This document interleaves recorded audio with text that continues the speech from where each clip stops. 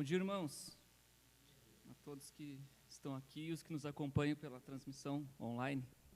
Hoje a voz vai sair de um canto. Antes da gente começar o culto público, vamos orar. Deus e Pai nosso, Teu nome seja santificado e exaltado em nosso meio, em nossos corações, através de nossas vidas.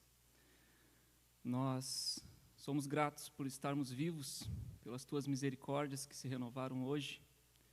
Somos gratos, Senhor, por tão grande salvação que o Senhor nos concedeu em Cristo Jesus. Senhor, reconhecemos a nossa miséria e a Tua bondade, Senhor.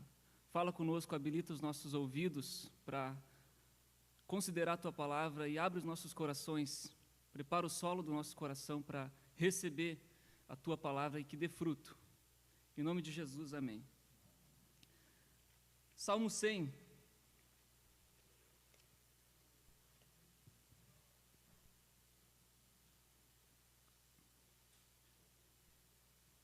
No Salmo 100 é dito o seguinte: celebrai com júbilo ao Senhor todas as terras, servi ao Senhor com alegria, apresentai-vos diante dele com cântico, sabei que o Senhor é Deus, foi Ele quem nos fez e dele somos. Somos o seu povo e rebanho do seu pastoreio.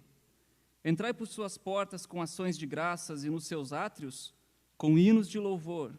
Rendei-lhe graças e bendizei-lhe o nome, porque o Senhor é bom. A sua misericórdia dura para sempre, e de geração em geração a sua fidelidade. O povo de Deus, o rebanho do seu pastoreio, conforme a gente vê aqui no verso 3, é também uma comunidade de celebração.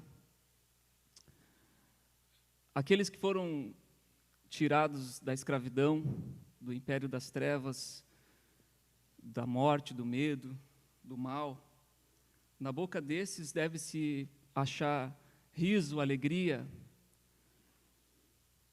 não porque o Senhor viu alguma bondade em nós, mas muito pelo contrário.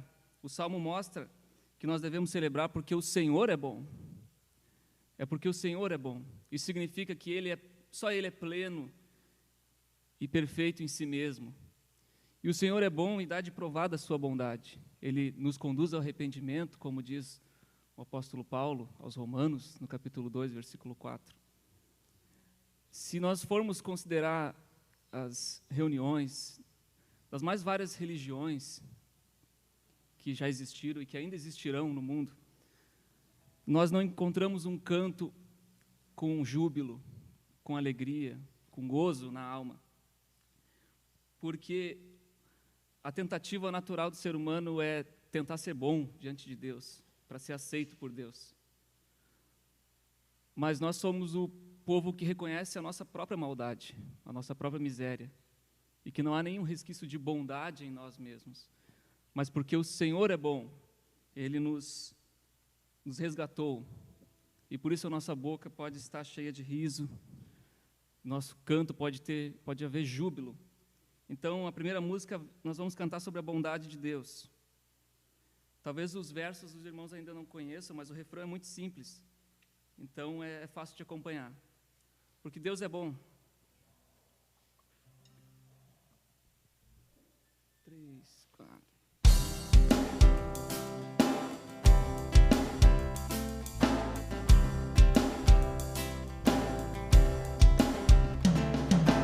Entrai com ações de graças, com cantos de louvor, em sua presença com gozo, cantai grande e forte é Jeová, louvai ao som de trombetas, com pandeiro e harpa também. Toda a criação cante ao Senhor, exaltando-lhe de todo o coração, porque Deus é bom, porque Deus é bom, porque Deus é bom, porque Deus é bom, porque Deus é bom, e para sempre sua misericórdia Porque Deus é bom, porque Deus é bom, porque Deus é bom, porque Deus é bom, e para sempre sua misericórdia.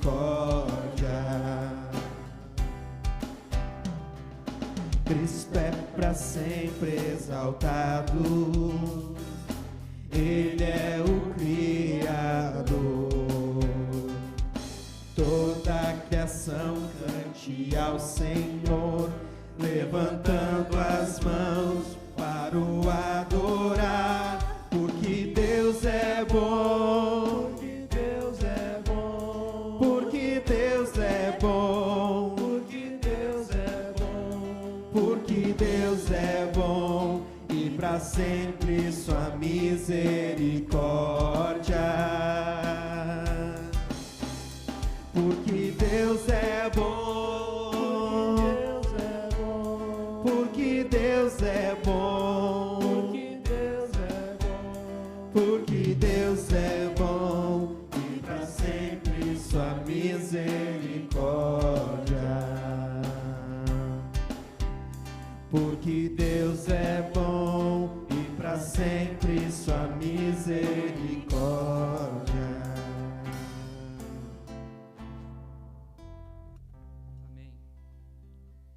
Salmo 96.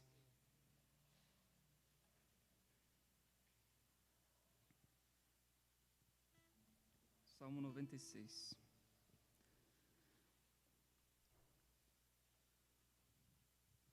Cantai ao Senhor um cântico novo, cantai ao Senhor todas as terras. Cantai ao Senhor, bendizei o seu nome, proclamai a sua salvação dia após dia. Anunciai entre as nações a sua glória, entre todos os povos as suas maravilhas, porque grande é o Senhor e muito digno de ser louvado, temível mais que todos os deuses. Verso 6. Glória e majestade estão diante dele, força e formosura no seu santuário. Que, cantando essa canção, esse cântico, nós imaginemos o trono do Senhor e a glória, isso é, o esplendor, e a majestade, a beleza que Ele resplandece. Próxima música, Cantai ao Senhor. 3, 4.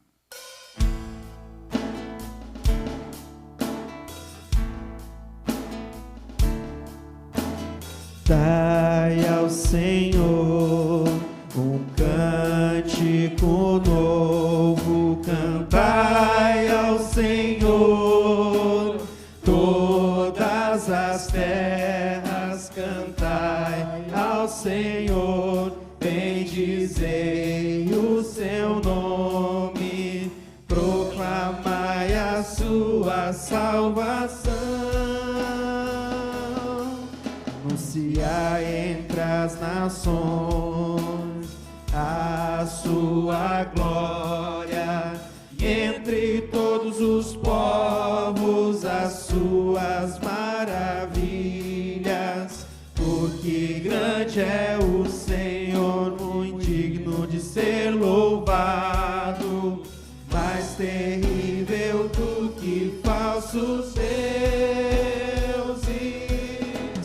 Glória e majestade estão diante dele, força e formosura no seu santuário. Glória e majestade estão diante dele, força e formosura no seu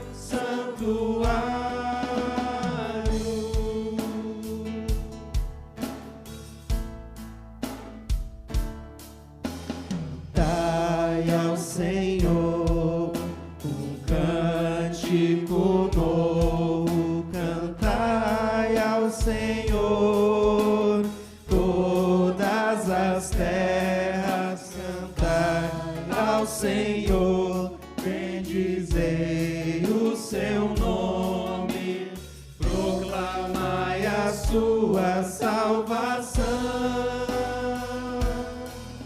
Anunciai entre as nações a sua glória, e entre todos os povos as suas maravilhas, porque grande é o Senhor, muito digno de ser louvado, mais terrível do que falsos deuses.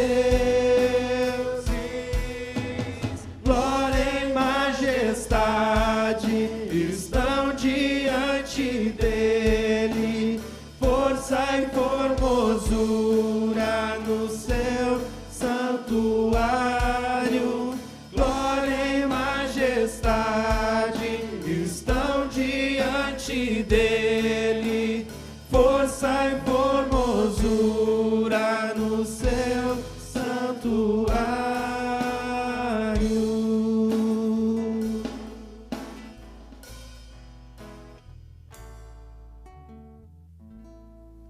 O próximo cântico será o cântico das ofertas. Salmo 89.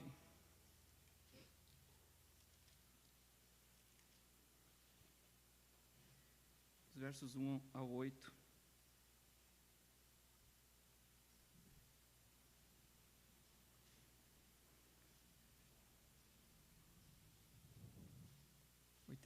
Do 1 ao 8.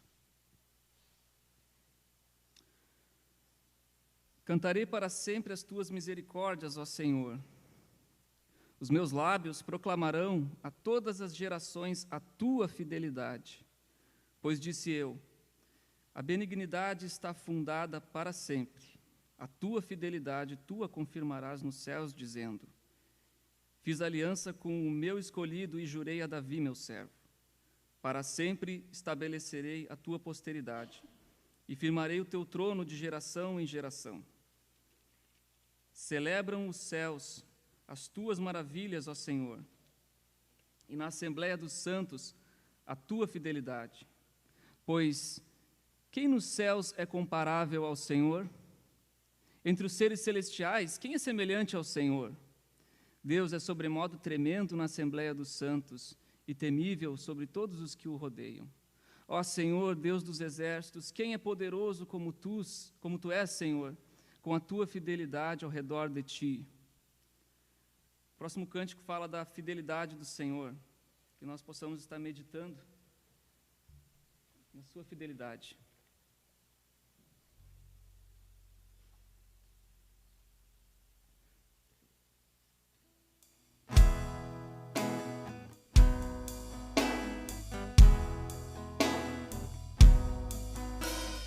Tua fidelidade é grande,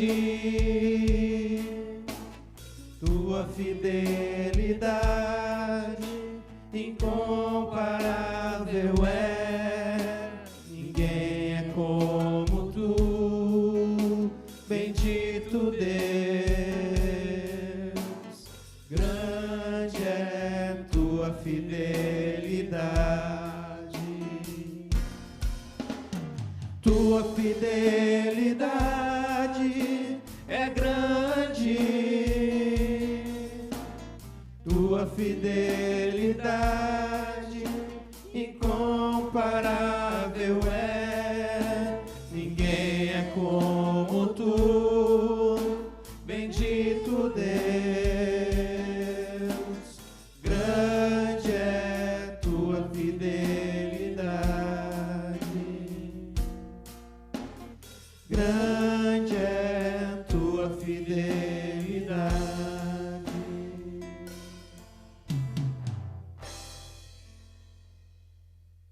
O Marcelo pode orar. Senhor Deus e Pai, chegamos diante de Ti, Senhor. Quero Te agradecer por esse domingo, Senhor, por esse dia bonito que o Senhor nos deu, Senhor.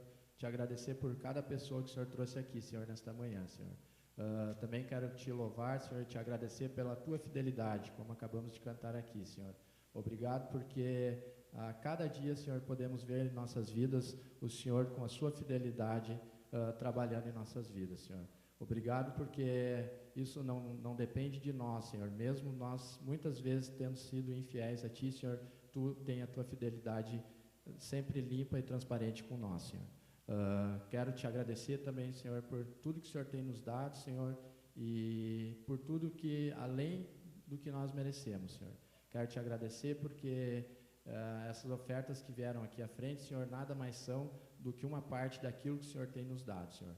Quero Te pedir que o Senhor possa estar, através da liderança dessa igreja, o Senhor possa estar utilizando esses recursos, Senhor, na Tua obra, Senhor, e que através dessa igreja mais pessoas possam conhecer o Teu nome, Senhor. Mais pessoas possam dobrar os seus joelhos, Senhor, e Te reconhecer como Senhor e Salvador das vidas delas, Senhor. Abençoa esse tempo aqui, este culto, Senhor, e abençoa cada pessoa que está aqui, Senhor. Também as pessoas que estão aí fora, Senhor. Peço a Tua bênção para o restante desse dia, em nome de Jesus. Amém, Senhor. Amém. Livro do profeta Isaías, capítulo 40, versículos do 12 ao 15 e o 18. Isaías 40, do 12 ao 15 e o 18.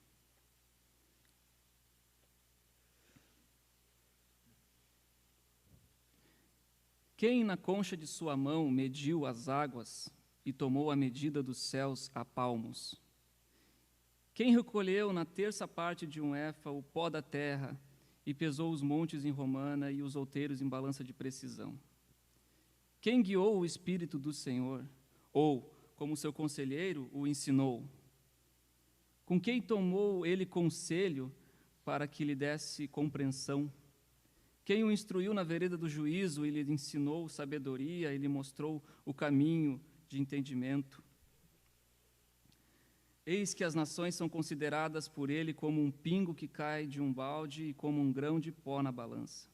As ilhas são como o pó fino que se levanta. Versículo 18. Com quem comparareis a Deus? Ou que coisa semelhante confrontareis com ele? Próxima música, Contemple a Deus. Esse cântico fala da soberania de Deus, do seu poder, e que a gente esteja meditando e aprendendo da palavra de Deus ao cantar esse hino.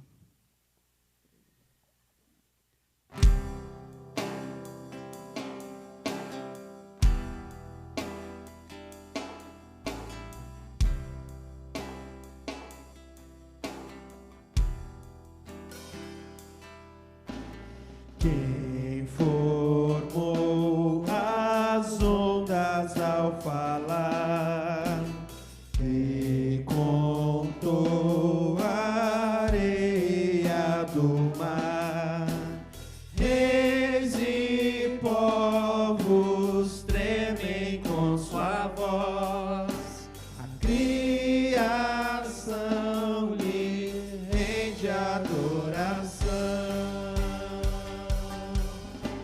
Contemple a Deus, em seu trono está, venham adorá-lo.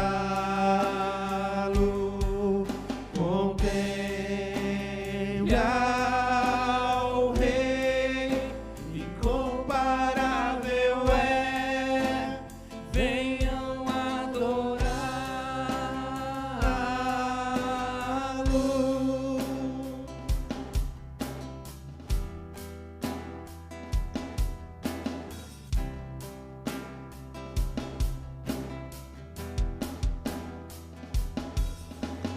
Quem já deu conselhos ao Senhor, quem questiona o que ele falou, quem é sábio pra ensinar a Deus, quem compreende a sua majestade. Contemple a Deus, em seu trono está, venham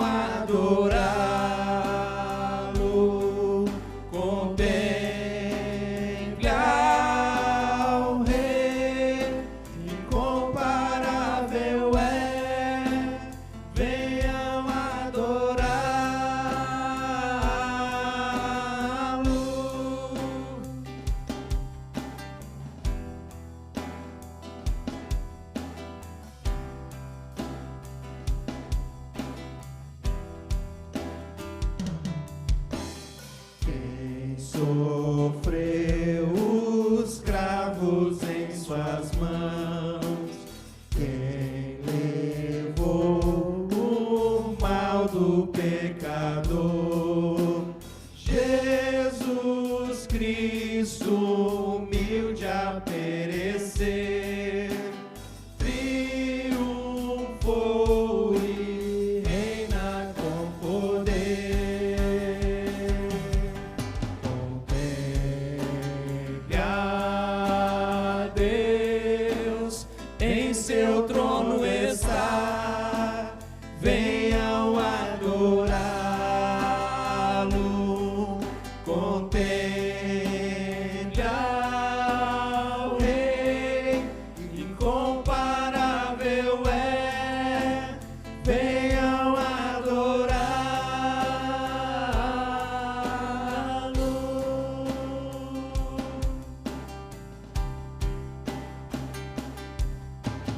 Reinarás para sempre,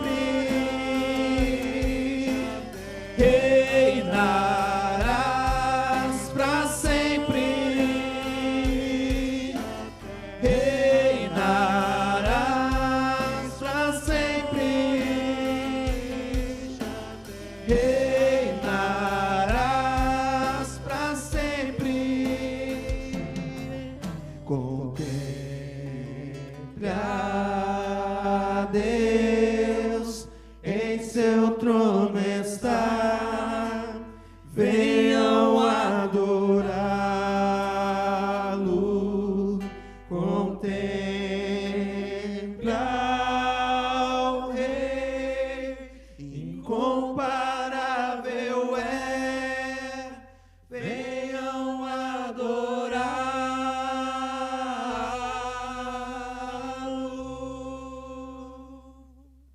Amém. Convido o pastor a assumir o púlpito para a exposição da palavra.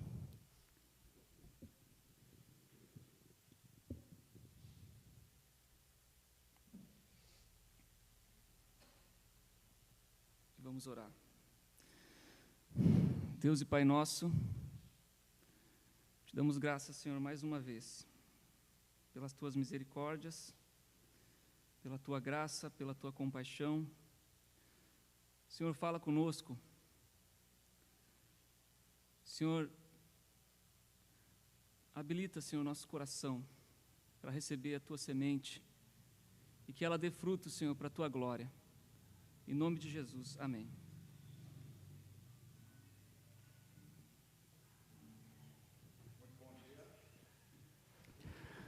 Bom dia, igreja. Bom dia a todos vocês que estão conosco aqui nesta manhã. Bom dia àqueles que nos visitam também, que já há algum tempo não estavam aqui no nosso meio. Estou vendo ali que o Marcelo trouxe a sua mãe, né, Marcelo? Já esteve aqui conosco em outra ocasião, né, mas seja bem-vinda. E todos que estão aqui nesta manhã, e também você que está nos acompanhando pela nossa live, que Deus nos abençoe nesse dia. E conforme nós cantamos aí nessa última música, nós estamos aqui para contemplar a Deus, mas não apenas contemplar a Deus, nós estamos aqui também para adorá-lo, para reconhecer a sua presença no nosso meio, reconhecer a sua presença nas nossas vidas, reconhecer o seu agir, reconhecer a sua bondade, reconhecer a sua majestade, né? Como nós lemos no capítulo 40 de Isaías. Então nós temos muitas razões para estarmos nessa manhã juntos aqui para adorarmos ao Senhor. Eu sou grato a Deus pelas vidas de todos vocês. E a minha oração é que o Senhor esteja falando conosco, agora através da sua palavra, falando ao nosso coração, que Ele ministre conforme as necessidades de cada um de nós aqui, e que nós possamos sair aqui desse tempo de culto com o nosso coração cheio da palavra de Deus, cheio de adoração, cheio da presença de Deus, e com o desejo de conhecê-lo mais profundamente e de viver na sua presença. Amém? Nós estamos ainda estudando o livro de Neemias, e entre mentes a gente faz uma pausa, né, porque surge uma outra prioridade na nossa ordem de culto, e depois nós retomamos ao estudo de Neemias, mas nós já estamos nos encaminhando para o final desse livro, e se você deseja acompanhar todos os sermões que foram pregados até hoje, né? Você pode consultar a nossa página no Facebook, lá nós temos então todos os estudos no livro de Neemias. Na última exposição, nós encerramos o capítulo 9 de Neemias. E neste capítulo, nós encontramos ali então a oração do povo. E eles estavam sendo dirigidos nesta oração pelos levitas. E se vocês estão lembrados, esta oração, que está aí em todo o capítulo 9 de Neemias, ela encerra-se com uma confissão de pecados. Na verdade, uma confissão nacional de pecados, e nós vemos isso então nos versículos 32 a 37 aí do capítulo 9. Vimos também que este capítulo ele encerra-se com um compromisso, na verdade um compromisso solene do povo, assumido ali na presença dos seus líderes civis e religiosos, de guardar as leis de Deus. E nós temos isso, então, aí no versículo 38 do capítulo 9. Então, tinha chegado a hora de o povo renovar o seu compromisso, a sua lealdade com o Senhor Deus. E eles firmaram, então, um pacto. E no versículo 38 do capítulo 9, que encerra aquele capítulo, nós lemos o seguinte, só para relembrarmos, né? Em vista disso tudo, estamos fazendo um acordo por escrito e assinado por nossos líderes, nossos levitas e os nossos sacerdotes. E a ideia aqui é que eles firmaram aí um acordo solene na presença de Deus, um acordo que é digno de confiança. E neste acordo, eles estão se comprometendo a guardar e a cumprir todos os mandamentos do Senhor. Eles estão se comprometendo aí neste acordo solene, assinado, a observar os juízos, a observar os estatutos de Deus. E eles estão se comprometendo a mais do que isso, eles estão se comprometendo a agradar a Deus em todos os seus atos e na sua vida através da obediência. Então, notem, eles fizeram um acordo solene. E isso foi feito através de uma declaração escrita, que foi selada com as assinaturas dos líderes do povo. E então nós entramos agora para o capítulo 10, e o capítulo 10 de Neemias, ele segue-se aí com uma lista dos assinantes deste acordo. E nós temos aí essa nonimata aí, nos versículos 1 a 27. E ao longo deste capítulo, nós vamos encontrando aí os elementos deste pacto, deste acordo. Agora notem o seguinte, a ordem de apresentação aqui das assinaturas é a seguinte. Primeiro, vem as autoridades civis. Nós temos aí no versículo 1, a menção aí de Zedequias, que talvez era o secretário oficial. Depois vem as assinaturas dos sacerdotes, versículos 2 a 8, estamos no capítulo 10 de Neemias. Depois vem as assinaturas dos levitas, os versículos 14 a 27. Neemias e Zedequias, eles representam aí o poder civil, o poder administrativo. Seguem-se a assinatura dos dois 21 nomes de sacerdotes. Depois nós temos 17 nomes de levitas. E depois nós temos 44 nomes de chefes do povo. Então nós temos aí um total de 84 assinaturas nesse acordo solene que o povo está firmando aqui na presença de Deus. Agora nós vamos ler os versículos 28 a 39.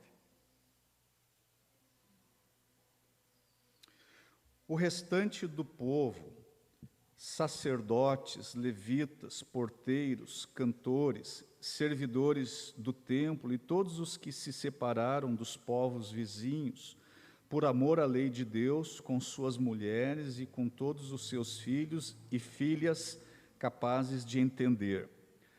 Agora se unem a seus irmãos, os nobres, e se obrigam sob maldição e sob juramento a seguir a lei de Deus, dada por meio do servo de Deus, Moisés, e a obedecer fielmente a todos os mandamentos, ordenanças e decretos do Senhor, o nosso Senhor. Observe o seguinte: prometemos não dar nossas filhas em casamento aos povos vizinhos, nem aceitar que as filhas deles se casem com os nossos filhos. Quando os povos vizinhos trouxerem mercadorias ou cereal para venderem no sábado ou em dia de festa, não compraremos deles nesses dias. Cada 7 anos abriremos mão de trabalhar a terra e cancelaremos todas as dívidas. Assumimos a responsabilidade de, conforme o mandamento, dar anualmente 4 gramas para o serviço do templo de nosso Deus, para os pães consagrados, para as ofertas regulares de cereal e para os holocaustos, para as ofertas dos sábados, das festas de lua nova e das festas fixas, para as ofertas sagradas, para as ofertas pelo pecado, para fazer propiciação por Israel e para as necessidades do templo de nosso Deus. Também lançamos sorte entre as famílias dos sacerdotes, dos levitas e do povo, para escalar anualmente a família que deverá trazer lenha ao templo de nosso Deus, no tempo determinado, para queimar sobre o altar do Senhor, o nosso Deus, conforme está escrito na lei. Também assumimos a responsabilidade de trazer anualmente ao templo do Senhor os primeiros frutos de nossas colheitas e de toda árvore frutífera. Conforme também está escrito na lei, traremos o primeiro de nossos filhos e a primeira cria de nossos rebanhos, tanto ovelhas como de bois, para o templo de nosso Deus, para os sacerdotes que ali estiverem ministrando.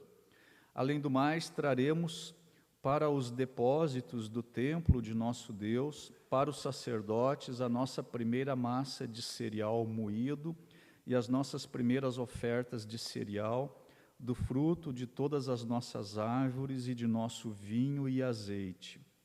E traremos o dízimo das nossas colheitas para os levitas, pois são eles que recolhem os dízimos em todas as cidades onde trabalhamos. Um sacerdote descendente de Arão acompanhará os levitas quando receberem os dízimos, e os levitas terão que trazer 1/10 dos dízimos ao templo de nosso Deus, aos depósitos do templo.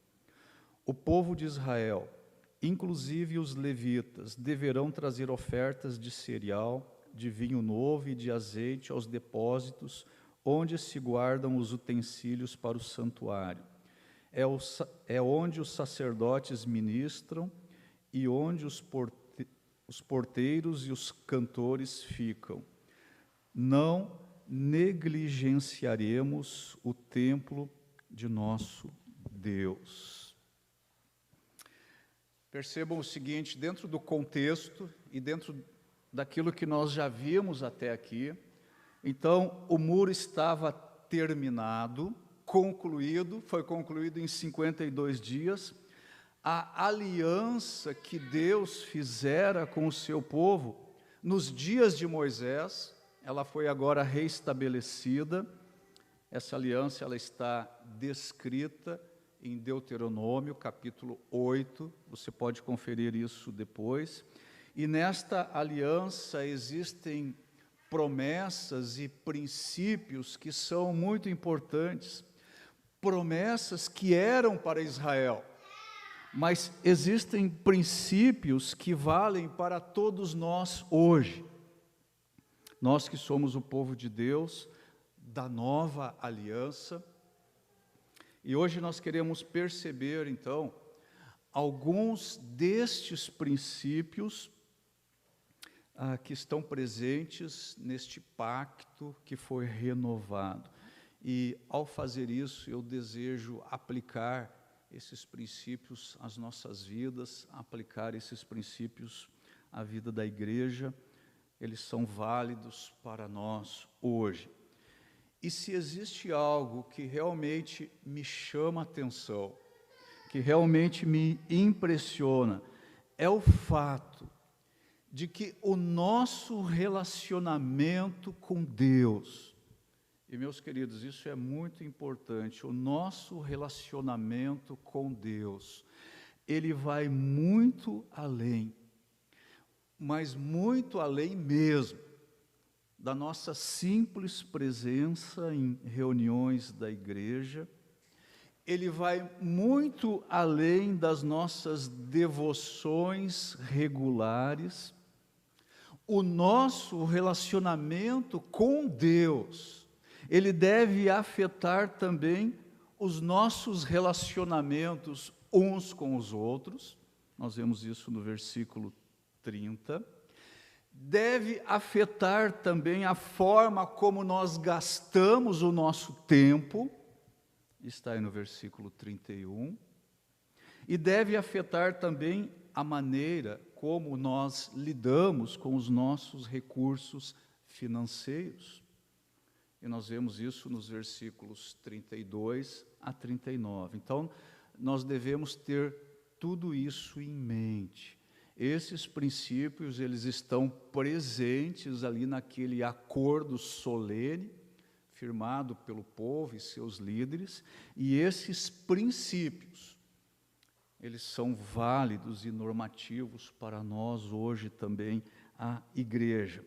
Então percebam o seguinte, a renovação deste pacto, deste acordo, implicava também em uma renovação de um compromisso com Deus, com a sua palavra.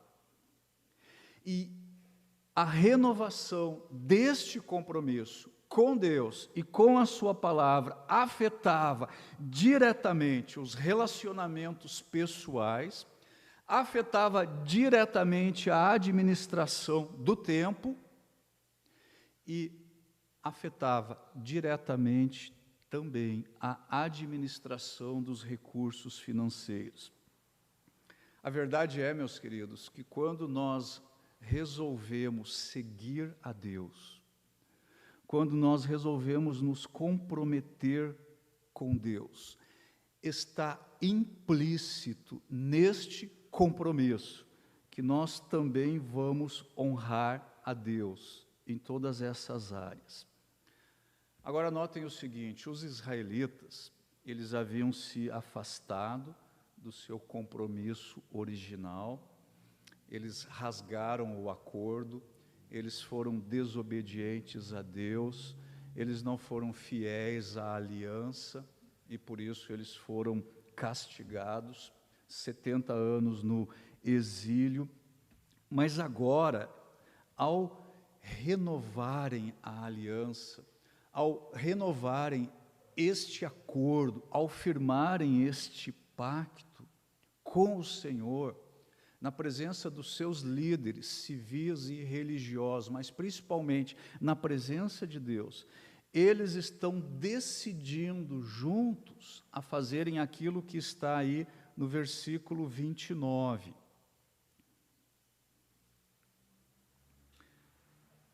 Parte final deste versículo. E a obedecer fielmente a todos os mandamentos, ordenanças e decretos do Senhor, o nosso Senhor. Vocês acham que isso é um compromisso sério? Vocês acham que existe aqui uma devoção profunda, uma consciência clara do compromisso com o Senhor? Vamos olhar de novo? E a obedecer, mas de que forma? Fielmente. A obedecer fielmente o quê? Alguns mandamentos? Estatutos? Não. A obedecer todos os mandamentos, ordenanças e decretos do Senhor. E por quê? Porque Ele é o nosso Senhor.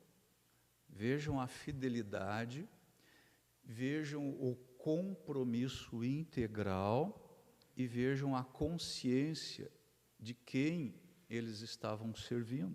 Era ao Senhor. E toda a comunidade de Israel, ela se uniu ali em torno deste compromisso. Isso era um propósito nacional.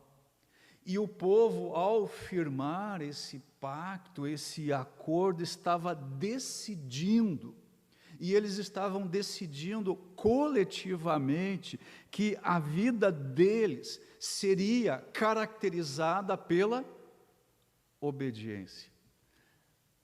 Não é uma declaração de propósito nobre, piedosa, que deve encher o coração de todos aqueles que fazem parte do povo de Deus. Eles estão declarando conjuntamente que a obediência a todos os mandamentos e estatutos do Senhor, isso seria o testemunho deles, entre eles e diante das nações. A lei de Moisés, que era o que eles tinham então, seria o livro da vida, da moral, das ideias. A religião mosaica, ela seria observada, os seus conceitos morais e cerimoniais seriam respeitados, em suas crenças fundamentais, eles apoiariam a lei. Agora vamos pensar um pouco nos compromissos específicos que eles estão assumindo aqui de forma pessoal e nacional. Novamente o versículo 30. Prometemos não dar nossas filhas em casamento aos povos vizinhos, nem aceitar que as filhas deles se casem com os nossos filhos. Eu quero chamar a atenção aqui para a questão dos relacionamentos. Há um compromisso sério que o povo está assumindo aqui em relação aos relacionamentos. Se o povo escolhido de Deus tinha que ser um testemunho para os outros povos, um testemunho vivo e verdadeiro em um mundo pagão, ou seja, um mundo que não conhecia a Deus, eles precisariam ter famílias unidas e tementes a Deus. Eles precisariam evitar quaisquer tentações de adorar os ídolos daqueles que estavam ao seu redor. Foi por isso que Deus proibiu o casamento entre israelitas e pagãos da terra. E você pode conferir isso lá em Deuteronômio, capítulo 7, versículos 1 a 4, é muito clara a proibição que Deus faz na lei a esse respeito. Você pode ver isso também em Êxodo, capítulo 34, versículos 11 a 16. Mas acontece que os israelitas, eles não levaram a sério esta ordem. Os israelitas, eles se casaram com pagãos e o resultado foi desastroso. Foi desastroso para as famílias e foi desastroso também para a nação. O casamento com estrangeiros levou o povo de Deus à idolatria. E é por essa razão que Deus tinha proibido essas uniões lá na lei. E você pode ainda olhar para o exemplo ou para a experiência do rei Salomão.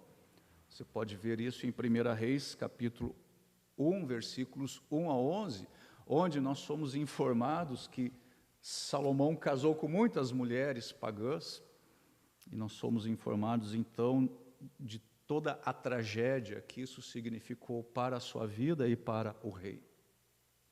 Sempre que a nação de Israel virou as costas para Deus, sempre que a nação de Israel se afastou da palavra de Deus, sempre que a nação de Israel desobedeceu a Deus, ela perdeu a sua prosperidade, e ela perdeu também a sua boa influência, e ela perdeu a capacidade de ser uma testemunha desse Deus grandioso que é o nosso Deus. Certamente que a razão desta proibição de Deus, de que o povo de Israel não deveria se casar com pagãos, não era uma proibição de ordem racial. Não era um preconceito racial. Mas a preocupação era que a idolatria se instalasse em Israel e que desviasse os filhos de Israel de Deus. O que exatamente aconteceu, porque eles desobedeceram a Deus. E eles passaram a adorar, inclusive, a deuses pagãos. Será que há algum princípio no Novo Testamento com relação a casamentos mistos?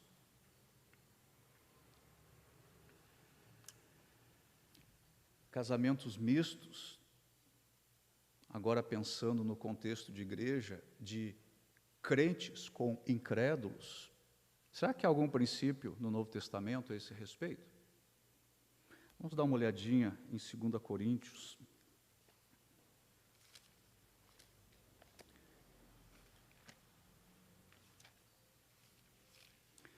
2 Coríntios, capítulo 6.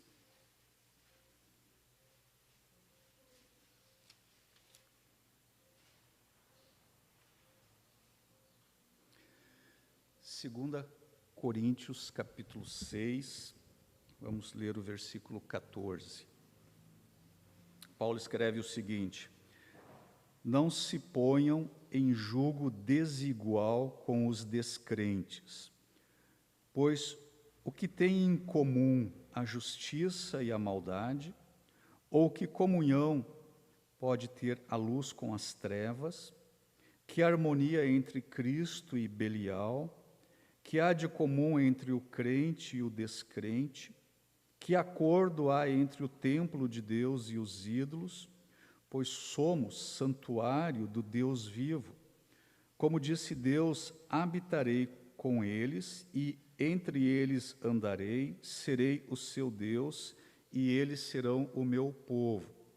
Portanto, saiam do meio deles e separem-se, diz o Senhor. Não toquem em coisas impuras, e eu os receberei. E lhes serei pai, e vocês serão meus filhos e minhas filhas, diz o Senhor Todo-Poderoso. E o versículo 1 do capítulo 7, amados, visto que temos essas promessas, purifiquemo-nos de tudo o que contamina o corpo e o espírito, aperfeiçoando a santidade no temor de Deus. Agora, eu sei que o contexto desta passagem de 2 Coríntios está voltado, está associado a associações religiosas idólatras. Eu sei que esse é o contexto que Paulo está examinando aqui, aquelas associações religiosas idólatras. Ok. Mas eu e você que somos crentes em Cristo, nós não somos o templo do Espírito Santo? Nós não somos hoje o santuário do Deus vivo? Nós não somos as pedras vivas deste santuário? Sendo assim, então, como diz Paulo aí nessa passagem, como nós podemos nos pôr em julgo desigual com os descrentes? O que pode haver em comum entre nós? Pode haver comunhão entre luz e trevas? Pode haver harmonia entre Cristo e Belial? O que há de comum entre o crente e o descrente? Que acordo há entre o templo de Deus e os ídolos? Quem é o templo de Deus hoje? No Novo Testamento, no contexto da Nova Aliança, eu e você, que somos crentes em Cristo, nós somos o templo de Deus. Esse espaço que nós estamos aqui é apenas um espaço funcional para nos reunirmos e fazermos as nossas atividades, mas o templo de Deus hoje é eu e você que somos crentes, que temos um relacionamento pessoal com Cristo. É neste templo de pedras vivas que o Espírito Santo de Deus habita. Os crentes carregam dentro de si uma das pessoas da Trindade, o Espírito Santo, que habita em nós. Então há um compromisso aqui em Neemias capítulo 10, quando eles assumem este acordo solene, este pacto, existe um compromisso aqui com os relacionamentos. Versículo 31, vamos ler novamente, Neemias 10, 31. Quando os povos vizinhos trouxerem mercadorias ou cereal para venderem no sábado ou em dia de festa, não compraremos deles nesses dias. Cada 7 anos abriremos mão de trabalhar a terra e cancelaremos todas as nossas dívidas. Agora aqui há um compromisso, uma prioridade para com o tempo. E no caso aqui, para com o dia do Senhor, que no caso do povo da antiga aliança era que dia? O sábado. Então o povo está concordando aqui em um pacto solene que eles vão observar o sábado e os dias sagrados. E isso fazia parte da estipulação da antiga aliança, para o povo da antiga aliança. E nesses dias, no sábado e nos dias sagrados, eles não exerceriam nenhum comércio nesses dias. Agora, meus queridos, a sedução do dinheiro, muitas vezes e frequentemente, ela choca-se com a nossa necessidade de um dia de descanso. E eles estavam aqui decidindo, e eu nunca quero me cansar de dizer isso, eles estavam decidindo solenemente que, primeiramente, eles iam honrar a Deus em toda a sua vida, em todo o seu viver e toda a sua experiência. Agora notem o seguinte, o sábado, na dispensação mosaica, na dispensação da lei, o sábado era um dia especial de adoração e de descanso. O sábado semanal era a legislação principal. Haviam outros sábados também que tinham aí o seu lugar dentro da legislação de Moisés. E os judeus agora aqui, nesse despertamento espiritual, eles redescobrem a importância do dia do Senhor. Então notem o seguinte, na antiga aliança, o dia do Senhor era o sábado. Agora, o que está envolvido aqui nessa percepção do povo, na renovação do pacto, em relação aqui ao tempo, em relação ao dia do Senhor? Está envolvido essa consciência de que o sábado era o dia do Senhor. E neste dia, os seus pensamentos deveriam se voltar para o Senhor. E as suas ações, todas elas, deveriam agradar ao Senhor. E as suas escolhas e as suas decisões deveriam honrar o Senhor. A guarda do sábado, como eu já falei aqui, era um sinal do pacto mosaico, não é um sinal do novo pacto ou da nova aliança, da qual nós crentes em Jesus somos membros. Mas eu quero que vocês observem comigo uma passagem lá de Isaías. Deixa marcado aí Neemias 10, vem comigo para Isaías, capítulo 58.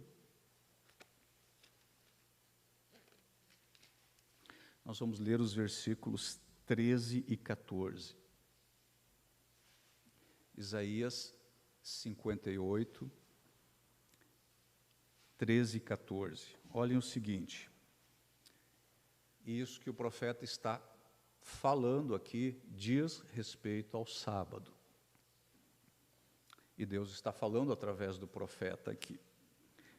E Deus diz através do profeta, versículo 13: se você vigiar seus pés para não profanar o sábado e para não fazer o que bem quiser em meu santo dia, se você chamar delícia o sábado e honroso o santo dia do Senhor, e se honrá-lo, deixando de seguir o seu próprio caminho, de fazer o que bem quiser, de falar futilidades, então você terá no Senhor a sua alegria, e eu farei com que você cavalgue nos altos da terra, e se banqueteie com a herança de Jacó, seu pai. É o Senhor quem fala. Agora percebam o seguinte, em relação ao sábado, estão comigo? A gente está falando aqui desse sinal da antiga aliança. Em relação ao sábado, que era uma disposição da antiga aliança, para o povo da antiga aliança, qual era a atitude que Deus esperava do seu povo com relação a este dia especial, o dia do Senhor? Qual era a atitude?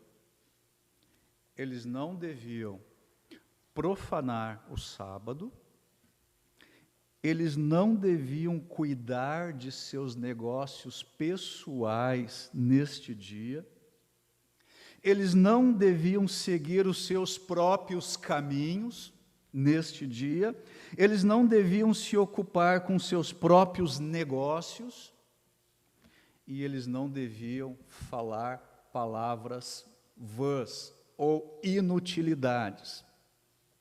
Mas, basicamente, o sábado deveria ser honrado e deveria ser um dia agradável, um dia de gozo e um dia de honra ao Senhor. E se eles fizessem tudo isso, versículo 14 aí de Isaías 58, então você terá no Senhor a sua alegria. E eu farei com que você cavalgue nos altos da terra e se banqueteie com a herança de Jacó, seu pai. É o Senhor quem fala. Agora, todos esses princípios aqui do sábado judaico, os princípios, e me escutem bem, os princípios, não o dia de sábado, mas os princípios, eles podem ser aplicados por nós hoje. que somos o povo da nova aliança. A Igreja de Cristo, que historicamente tem se reunido no primeiro dia da semana. Qual é o dia que nós temos escolhido e separado para juntos, como igreja, estarmos honrando ao Senhor? Historicamente, qual é o dia?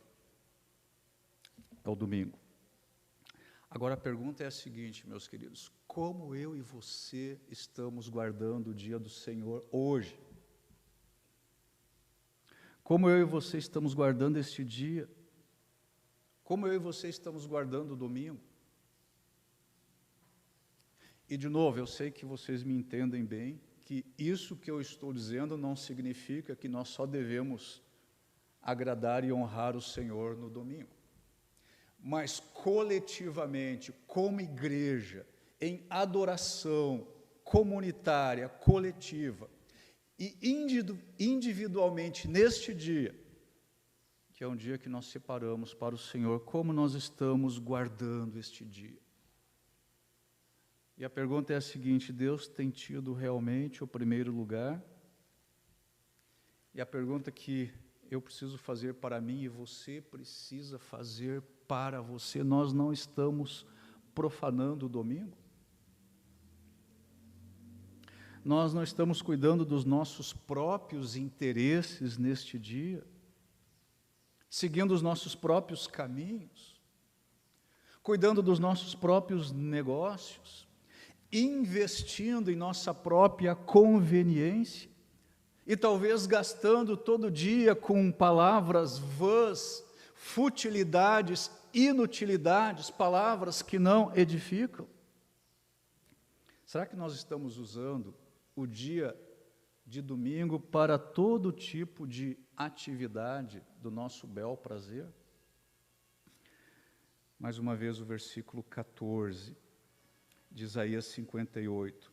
Então você terá no Senhor a sua alegria, e eu farei com que você cavalgue nos altos da terra e se banqueteie com a herança de Jacó, seu pai.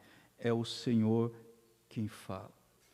Se o povo da antiga aliança, se eles guardassem apropriadamente o sábado, qual seria o resultado para os judeus? Eles experimentariam alegria, prosperidade, Israel seria abençoado, e o texto aqui de Isaías diz que eles cavalgariam nas alturas da terra. Isso é uma linguagem poética para dizer que eles teriam uma elevação gloriosa no nível de vida deles. Eles festejariam, diz o texto aqui, na herança de Jacó, sem serem perturbados. Meus queridos, eu creio que nós podemos experimentar todas essas coisas quando nós levamos a sério o nosso compromisso com o dia do Senhor. Que no nosso caso, que somos o povo da nova aliança, é o domingo. E nós vamos sentir alegria, porque neste dia nós temos o privilégio especial de servir ao Senhor juntos, de adorar ao Senhor de forma especial. E nós vamos experimentar alegria através da comunhão, junto com os irmãos e com todos aqueles que são adoradores do Senhor. E o versículo final aí, de Isaías 58, versículo 14, encerra com essa sentença: é o Senhor quem fala. Para ficar bem claro, não era algo que estava vindo do profeta, é o Senhor quem fala. Eu acho que isso encerra o assunto e aquilo que eu precisaria dizer a esse respeito. Versículos 32 a 39, voltando para Neemias 10. Versículos 32 a 39, nós vamos ter aqui o compromisso do povo em relação aos recursos financeiros. Nós não vamos ler novamente toda a passagem, mas vejam no versículo 32. Assumimos a responsabilidade de, conforme o mandamento, dar anualmente 4 gramas para o serviço do templo de nosso Deus. Versículo 35. Também assumimos a responsabilidade de trazer anualmente ao templo do Senhor os primeiros frutos de nossas colheitas e de toda a árvore frutífera. Versículo 37. Além do mais, traremos para os depósitos do templo de nosso Deus, para os sacerdotes, a nossa primeira massa de cereal moído e as nossas primeiras ofertas de cereal, do fruto de todas as nossas árvores e de nosso vinho e azeite.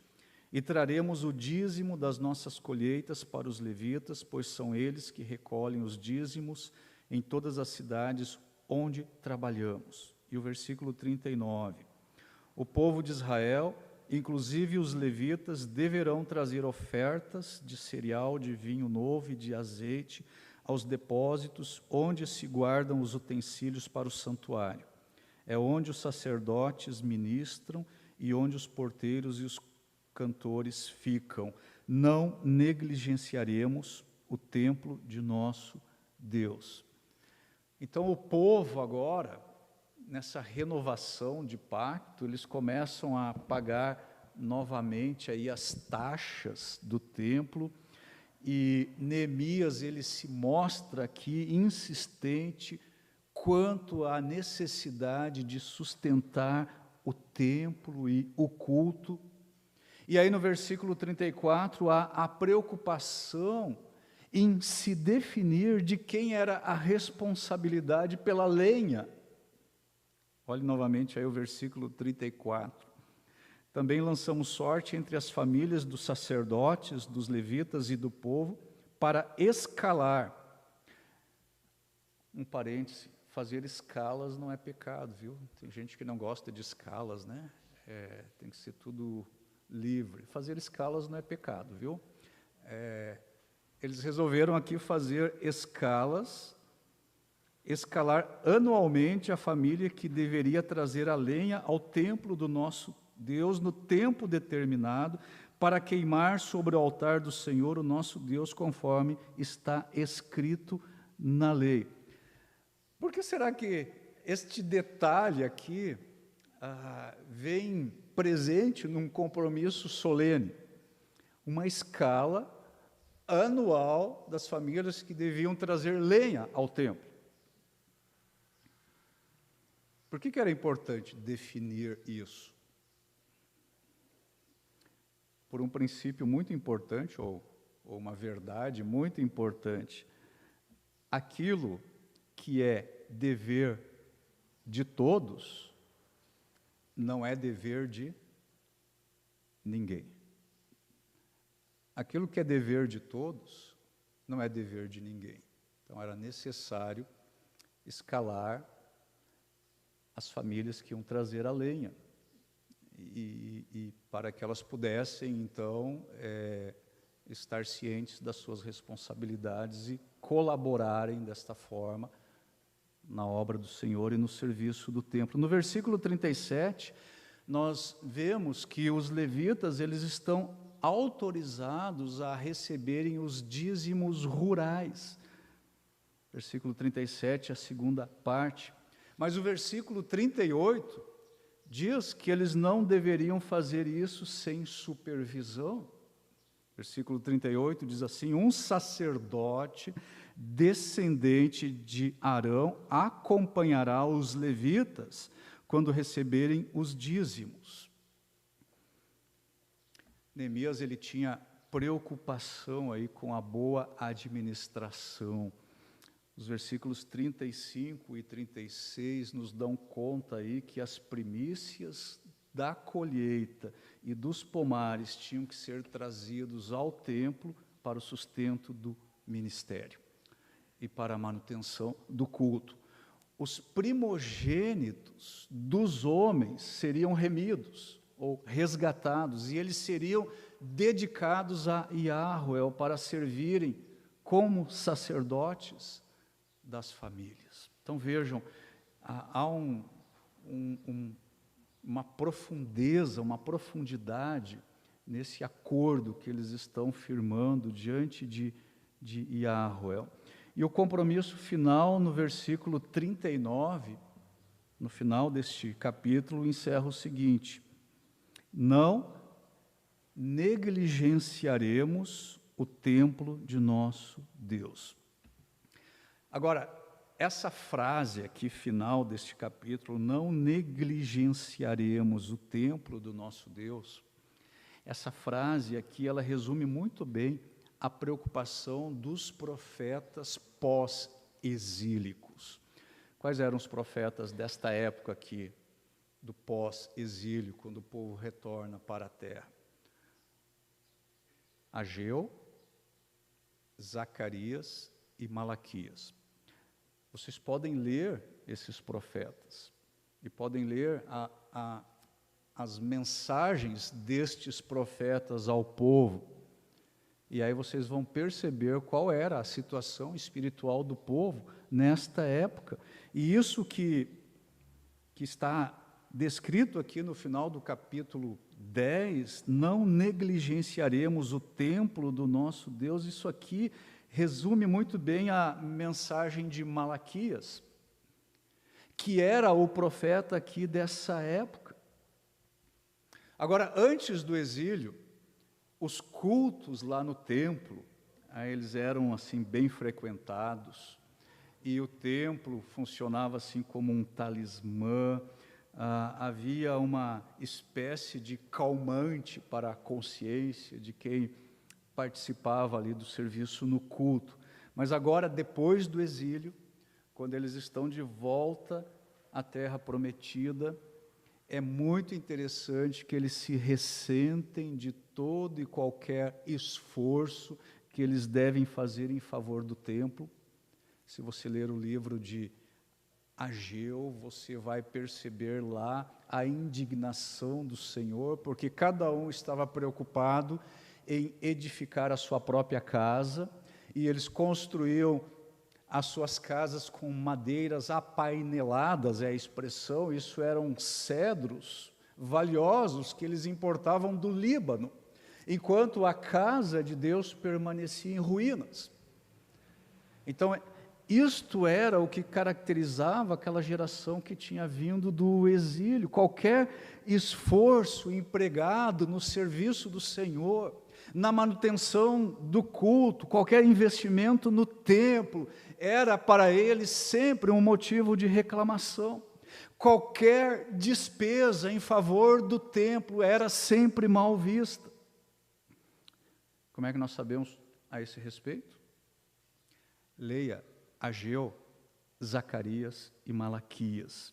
E este tom, isto que eu estou falando aqui, era o âmago da mensagem de Malaquias, que, como eu estou dizendo, era o profeta dessa época.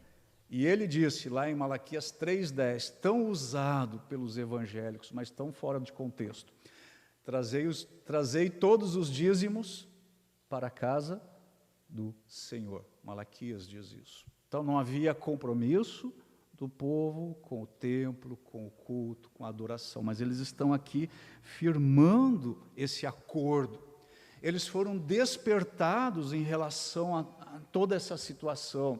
Eles se arrependeram, eles confessaram seus pecados, eles buscaram a Deus.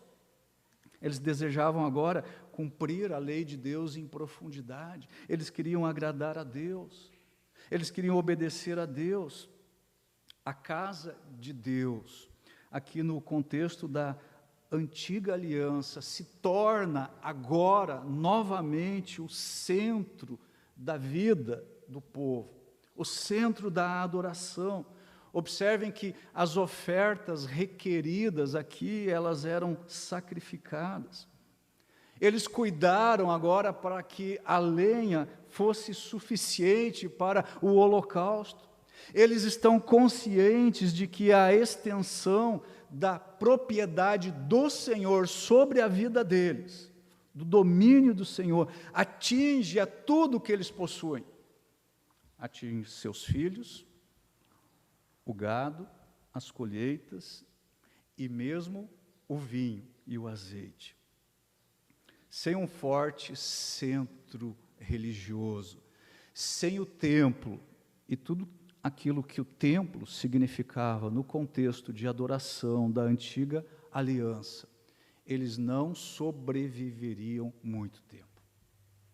Os inimigos eram fortes demais, eles precisavam da ajuda de Deus para guardar a aliança, e o povo agora aceita prontamente as condições da aliança. E é o que nós lemos aí no versículo 29. Agora se une a seus irmãos, os nobres, e se obrigam, sob maldição e sob juramento, a seguir a lei de Deus, dada por meio do servo de Deus, Moisés, e a obedecer fielmente a todos os mandamentos, ordenanças e decretos do Senhor, o nosso Senhor. Então, este terceiro aspecto aqui da renovação do pacto, do acordo solene que eles firmam, ressalta exatamente essa ideia de que Yahweh, o Senhor, o nosso Deus, deveria ter a primazia em tudo. Deveria dominar sobre a vida dos judeus e também sobre os seus recursos e propriedades e também sobre o seu tempo. E eles deveriam manter o templo e o culto. Agora, fazendo a transposição cristã disso, nós que somos povo da nova aliança, nós não devemos substituir a igreja local pelo templo. Logicamente, isso seria uma grande confusão, além de ser um erro doutrinário. O Novo Testamento diz, e nós já lemos isso aqui, que os nossos corpos, eles são o templo do Espírito Santo. Nós somos o templo do Espírito Santo hoje. Nós somos casa espiritual. E nós somos as pedras vivas que formam essa casa espiritual. Agora, neste particular, existe algo que é muito importante, tanto na antiga aliança, quanto na nova aliança. Deus ainda deseja ser o centro das nossas vidas. Ele ainda deseja ser o centro da nossa adoração. Ele ainda quer ter a primazia em nossas vidas. E nós ainda devemos estar debaixo do seu completo senhorio. É verdade que Ele habita em nós, aqueles que creem nele, aqueles que têm um relacionamento pessoal com Jesus, e em vez de uma adoração meramente externa, em um santuário material, a adoração hoje, ela é uma adoração interna. Ela é uma resposta do nosso coração a Deus. Eu gosto sempre de deixar muito claro, quando eu falo sobre isso, a igreja, ela não é a versão do Novo Testamento para o templo. A realidade da igreja é uma realidade muito mais profunda. A realidade da igreja é uma realidade muito mais intensa do que a realidade do templo. Então, vocês já podem imaginar para onde isso leva, né? Se o compromisso e a seriedade com a adoração na antiga aliança, no templo, era nos termos que nós examinamos até aqui, como é o compromisso da igreja hoje? Que é muito mais intenso e muito mais profundo. Os crentes hoje, eles são o templo de Deus, são a habitação do Espírito Santo de Deus, e isso é glorioso. Mas o fato é o seguinte: neste grande despertamento espiritual, aqui dentro do livro de Neemias, que começa lá no capítulo 8, quando o povo pede a Esdras, traga o livro, traga o livro, traga o livro. Nós percebemos que o despertamento espiritual começou, se originou na busca pela palavra de Deus, por conhecer a palavra de Deus e obedecer a palavra de Deus, o resultado disso foi que se prosseguiu para um arrependimento nacional, confissão de pecados, e que avançou para a renovação de um pacto, de um compromisso com Deus, com a sua lei. Agora, este despertamento foi um despertamento que restaurou a consciência do povo em relação à pessoa de Deus, em relação à palavra de Deus, em relação aos seus relacionamentos, em relação ao uso do tempo, em relação à prioridade de seus recursos financeiros e em relação à sua fidelidade para com o Senhor. E em todas essas áreas, eles deveriam demonstrar que estavam honrando e respeitando o Senhor. E com isso, eles estariam manifestando, e não apenas em assinatura, porque é fácil, né, nós assinarmos algo e nós levantarmos as mãos e dizermos, sim, Senhor, nós faremos tudo isso. Aliás, o povo da antiga aliança, várias vezes, quando sofreu o juízo de Deus e correu para Moisés, Moisés intercede por nós, e Deus então suspende o castigo. O compromisso do povo, logo depois disso, era sempre expresso da seguinte forma, e nós vamos obedecer ao Senhor em tudo, e nós vamos fazer tudo o que o Senhor mandar. O que isso ensina para nós, cristãos? E o que isso ensina para o nosso cristianismo? Eu penso que muitas vezes nós precisamos também renovar o nosso compromisso com o Senhor. A nossa busca pela palavra de Deus, meus queridos irmãos, é muitas vezes superficial. E muitas vezes nós nos contentamos apenas com uma leitura rápida da palavra de Deus. E fizemos aqueles nossos devocionais, muitas vezes apenas em caráter religioso. É uma forma de religiosidade, mas não de piedade. Nós temos que buscar a palavra de Deus com seriedade e temos que dizer como o salmista, é o meu prazer todo o dia, e nela eu medito de dia e de noite. Demonstrar apenas interesse religioso, não buscar se submeter a Jesus Cristo e aos seus mandamentos, isso não demonstra o seu compromisso com Deus, mesmo que você assine isso num acordo solene.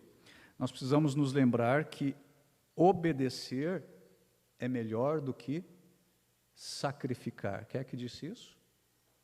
Samuel, 1 Samuel capítulo 15. Obedecer é melhor que o sacrificar. O cristianismo do Novo Testamento, ele não apoia a amizade do mundo. O cristianismo do Novo Testamento não apoia que amemos ao mundo e as coisas do mundo. O cristianismo do Novo Testamento exige de todos nós obediência, humildade, seriedade. Tem que haver purificação no templo de Deus hoje. Quem é o templo de Deus hoje? Eu e você que cremos no Senhor. As nossas crenças doutrinárias, aquilo que nós afirmamos como sendo nossa convicção, precisa encontrar eco no nosso, deu eco, né? Precisa encontrar eco no nosso viver diário. É muito incoerente eu afirmar algo do meu cristianismo e a minha vida não demonstra coerência com aquela afirmação. Os nossos corações e as nossas mentes precisam se voltar ao Senhor. O povo aqui, então, nesta caminhada, voltando do exílio, renova o seu pacto, eles sentiram uma viva e aguda consciência do pecado, a consciência da pecaminosidade se tornou muito forte no coração deles. Eles se voltaram para Deus e eles desejam agora agradar e obedecer a Deus. Meus queridos, se nós estivermos suficientemente despertos para ouvirmos a voz de Deus através da sua palavra, nós não poderemos apenas nos contentar com esta expressão, sim, eu creio nisso. Como é que o homem pode crer numa ordem ou num mandamento? Como é que nós expressamos que cremos em um mandamento do Senhor? Como é que eu expresso a minha convicção de que aquilo é a vontade do Senhor? Praticando, obedecendo. O povo aqui precisou entender a palavra, nós vemos isso lá no capítulo 8, eles precisaram entender a palavra e eles precisaram praticá-la. Eu quero ler mais uma vez o versículo 29. Agora se une a seus irmãos, os nobres, e se obrigam sob maldição e sob juramento a seguir a lei de Deus, dada por meio do servo de Deus, Moisés, e a obedecer fielmente a todos os mandamentos, ordenanças e decretos do Senhor, o nosso Senhor. Encerrando o capítulo 10, a parte final, não negligenciaremos o templo do nosso Deus. Enquanto nós não pusermos em prática a palavra de Deus, enquanto a palavra de Deus não estiver sendo vista nas nossas vidas, nós não estaremos fazendo nada de positivo. Ouvir os mandamentos da palavra de Deus, conhecer os mandamentos da palavra de Deus, citar os versículos de cor da palavra de Deus e deixar de obedecer a palavra de Deus é infinitamente pior do que nunca os ter ouvido. E especialmente para nós que estamos vivendo aqui à luz da volta iminente do Senhor, do retorno de Cristo e do seu juízo vindouro. E para encerrar essa exposição, já me estendi bastante, eu queria encerrar com Esdras, capítulo 7, versículo 10, que o Senhor nos ajude a sermos como Esdras. Esdras 7, 10.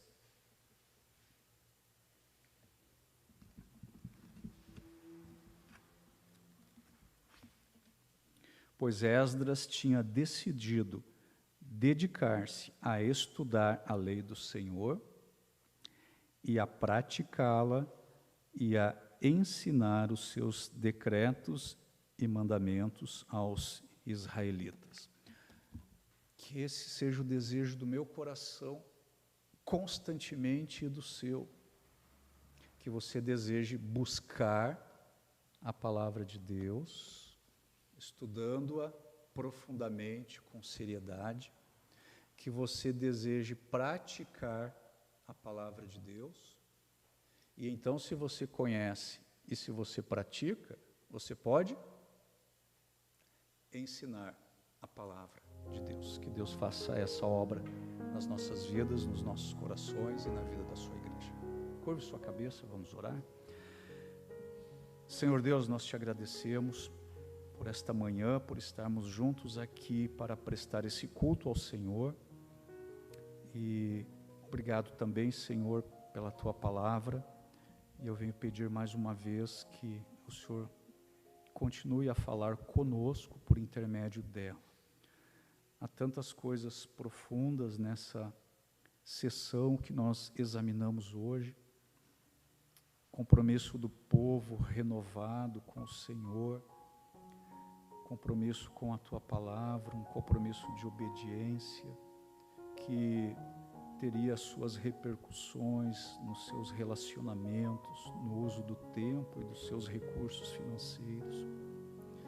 Vemos, Senhor, que esse compromisso contigo abrange a nossa pessoa integral, porque tudo em nós, Senhor, deve adorar e agradar o Senhor. Mas nós, Senhor, nos curvamos diante de Ti e reconhecemos o quanto nós precisamos da Tua graça, da Tua misericórdia, da Tua compaixão, porque nós não conseguimos andar um passo sequer sem a bênção do Senhor nas nossas vidas. Senhor, que todos esses pensamentos trazidos nesta manhã e que estão de acordo com a Tua palavra, que eles frutifiquem na vida de todos nós. Abençoe-nos, Senhor, no restante deste domingo e de toda esta semana, e que a Tua palavra vá cumprindo os seus propósitos na vida de todos nós, para a honra e glória do Senhor. Nós oramos em nome de Jesus Cristo. Amém. Nós vamos ter então, para encerrar aqui o nosso tempo de culto, de adoração, um último cântico ainda com a equipe de louvor. E depois deste cântico, então, nós estamos encerrando este momento aqui. E eu, mais uma vez, desejo um abençoado domingo a todos, e que o Senhor nos encontre fiéis e consagrados a Ele ao longo de toda esta semana. Um abençoado domingo a todos.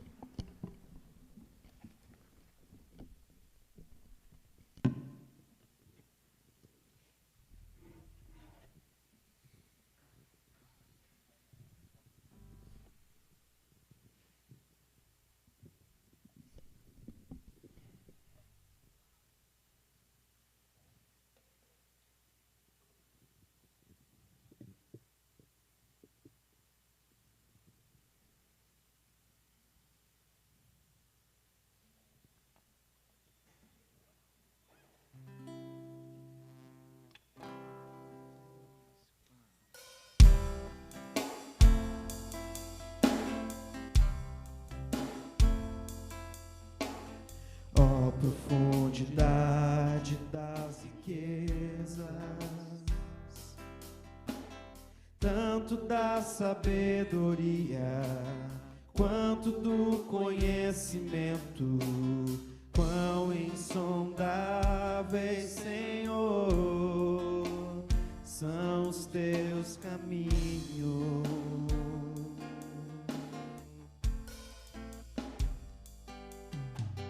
Quem conhece a mente desse Deus? Não há outro igual a Ele, e ninguém acima dele, porque por Ele, pra Ele, são todas as coisas. A Ele a glória,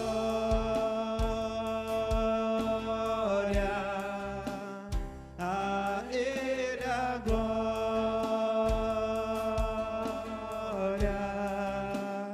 eternamente.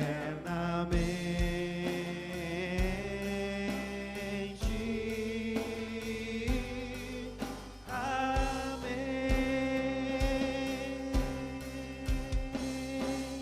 A Ele a glória,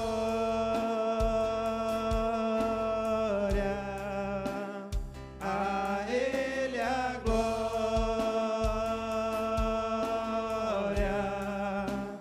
eternamente.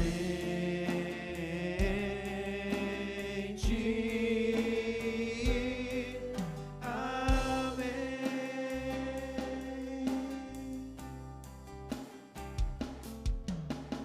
Ó profundidade das riquezas,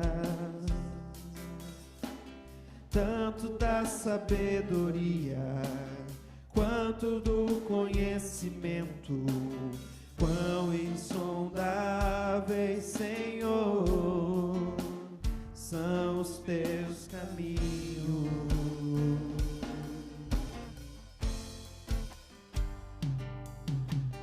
Quem conhece esse Deus.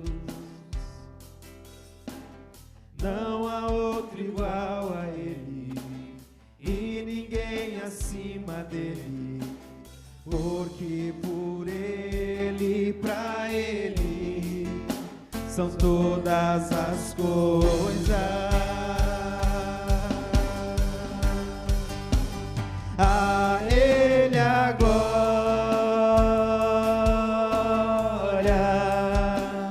a Ele a glória,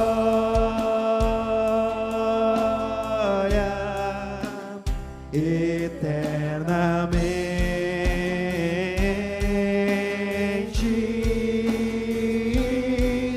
Amém. A Ele a glória,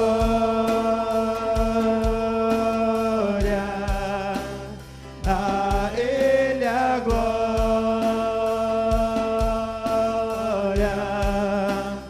eternamente.